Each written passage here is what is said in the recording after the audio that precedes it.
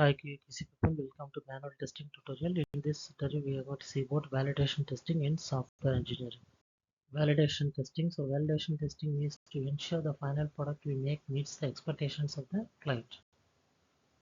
What is validation testing? According to the IEEE standard 16 definition, they have described it as an activity that the end product meets stakeholders' needs and requirements properly. So the stakeholders' needs and requirements should be properly addressed in the end product. That is the main thing we are going to test in the validation testing. Validation testing occurs only at the end of the specific module or at the final stage of the product. Advantages of validation testing. There are 4 advantages present here. First one is run validation test for missed bugs.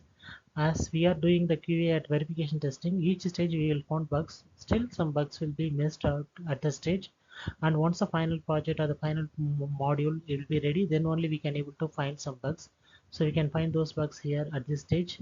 Second one is makes the specs clear to avoid efficacy. So the spec and the product should be equivalent. There should be no mismatches between them, and there should be no inefficacy there. And third one is we need to validate match the customer demands and expectations on various environments.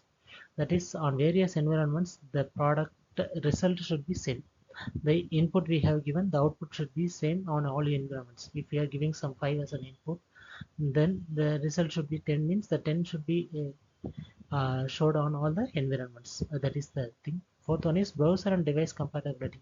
So whatever browsers we are using, whatever the devices we are using, our application should be compatibility for all those things. To use validation testing, the scenarios for doing a validation testing are after system completion we can do this one, and during the user acceptance testing we can do this, and during the beta testing we can do this one, and during the post implementation reviews we can do that, and during product launching time, so before the product launch we can do this one.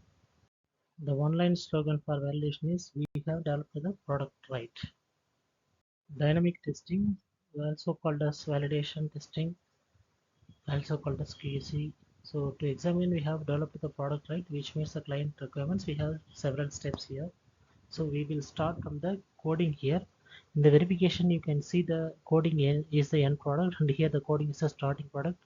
Once coding done, after that unit testing will be done, and after that integration testing will be done. After that system testing will be done. After that user acceptance testing UAT is done. So these are the steps of validating. So each step we are validating in a different way. Validation testing revolves. So first step is white box testing, second one is functional testing, third one is integration testing, fourth one is system testing, fifth one is user acceptance testing.